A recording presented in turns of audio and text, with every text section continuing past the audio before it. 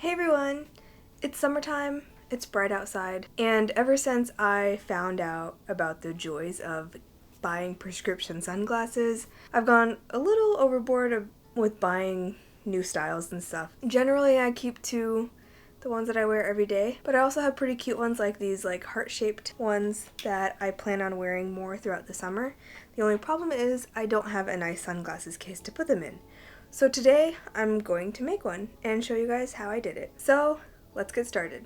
First, I had to make the pattern. I'm making these for a specific pair of sunglasses, so I have them here to help me draw the pattern out. I was going back and forth on if I should include the pattern in the description box or not, because I'm making these tailored to these specific sunglasses, so they won't work for every pair. I thought that it may be better to just show you guys how I drew the pattern out, and then you guys could do something similar for your own glasses if you wanted to do this project. So here's the first try. I wanted this back panel to cover the lenses completely to protect them. There's a flap at the top for the magnetic closure, and then at the bottom I made it as long as the distance from the bottom of the sunglasses to the bottom of the arms of the sunglasses. I also angled them out a little bit so that when I sewed the edges together at the bottom will bow a little bit to make room for the sunglasses. I also made sure to add about 1/4 of an inch for seam allowance on the sides. I cut this initial pattern out to see how it worked, and I didn't like how exposed the lenses were still, so I wanted to extend the wide part of the back up some more onto the little flappy bit. I marked where I wanted the wide part to end, and I traced the pattern onto a new piece of paper.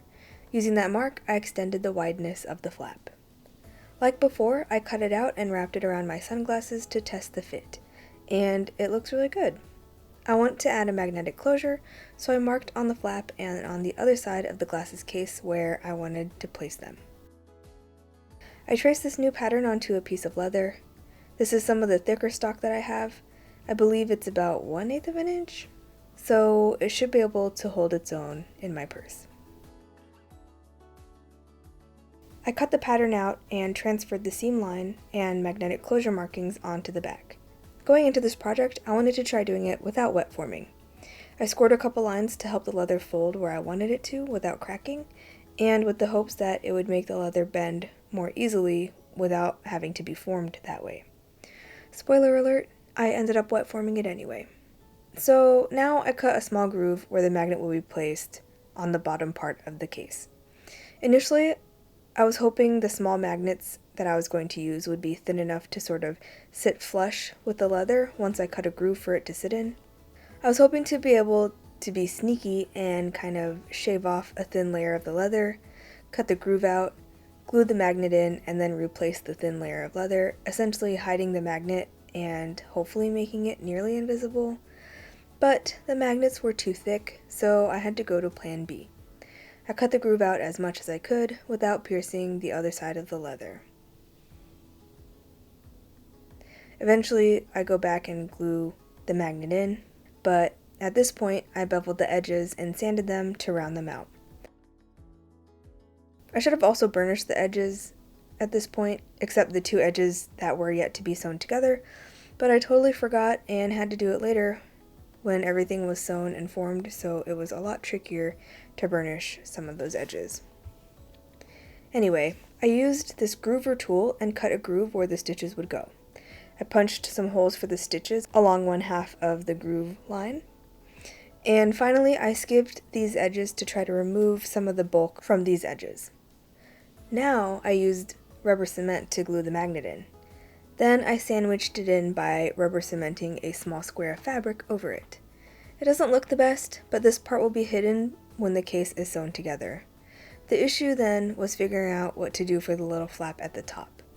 I was counting on this hidden magnet thing to work for that, because that part will be seen. I'll get to what I decided to do for that later. Using the rubber cement, I glued the edges together, and then I used these little paper clips to clamp the sides down temporarily. Then I used my flex shaft with a small drill bit to drill out the stitch holes the rest of the way.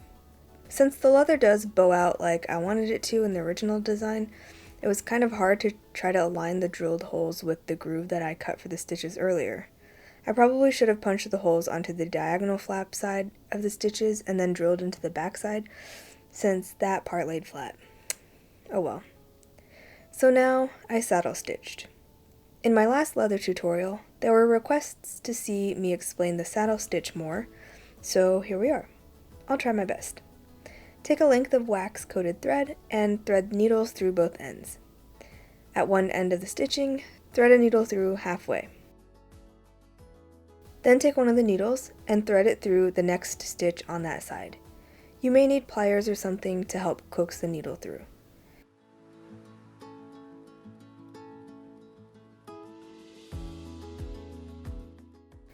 Both needles and thread should be on one side of the stitching now. Take the thread and needle that are still coming out of the first hole and thread it through the second hole where you just threaded the other needle through. Pull tight.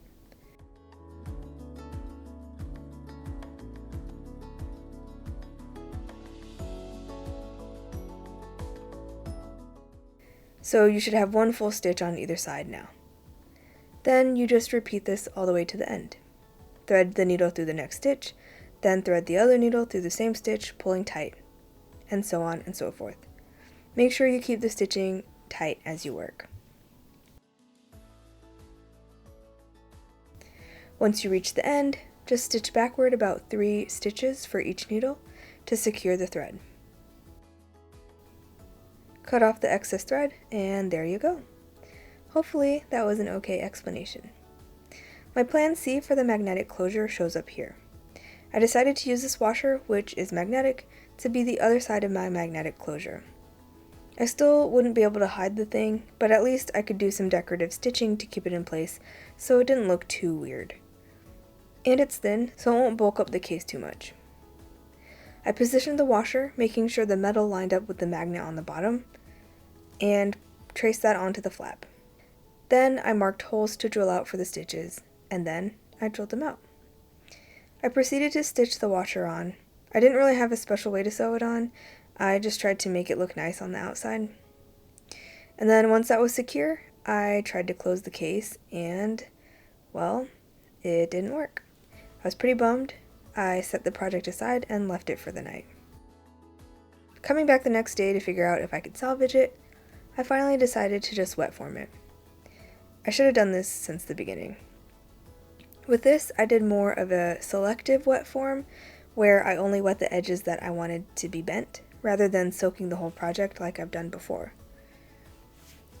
In all, I applied water to the areas that I had scored earlier, and then I applied some to the top flap where it would bend. To keep this shape while it dried, I just wrapped a piece of paper around it and taped it closed. And here it is, all dry and formed. And it looks great. Well, except for the water stains. I was hoping the finish would cover those later. From here, I trimmed the sewn edges so that they were flush, and then I beveled them and sanded them to round them off. And finally, at this point, I burnished the edges, which was kind of a pain at this point.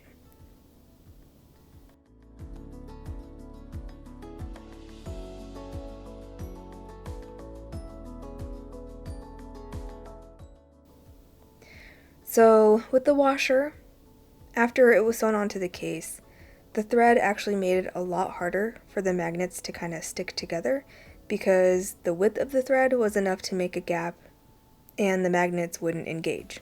Well, they did sometimes, but it wasn't consistent. So I removed the washer and I marked where the stitches ran across on the washer, and then I used my flex shaft with a metal cutter bit to cut grooves into the washer. Just enough for the thread to sit in, but not enough to mess with the structural integrity of the washer. Then I sewed it back, trying out a different stitch design. And then I rubbed on the finish. I decided to use the stuff that I used in my last leather project, the 1-to-1 mix of olive oil to beeswax. While applying it though, the stitching for the washer came loose. I didn't really tie the best knot, I guess, and then I cut it way too close to the knot, so it just kind of came apart. I stitched it on again, and I did another stitch pattern, and this time I'm really happy with it, so maybe it was a good thing that it just kind of fell apart with the last stitch that I did. To make sure that it would stay, I added a couple drops of super glue to the knot to hopefully keep it together. And finally, the case was done. I feel like this was a lot less of a tutorial and more of a watch me try to work through the problems I came across while working on this project that I thought was going to be pretty cut and dry. All in all, I'm pretty happy with the case, and I'm glad that I have a place for these sunglasses now.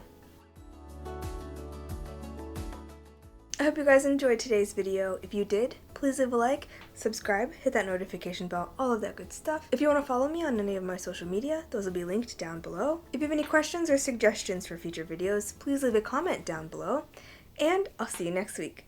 Thank you so much to my patrons for helping me produce this video. If you like my videos and have learned something from them, please consider supporting me on Patreon to help me continue to make them. It's totally optional, I'll still be making videos either way, it just helps me be able to put out better stuff. A link will be down below, or you can just click up here in the corner.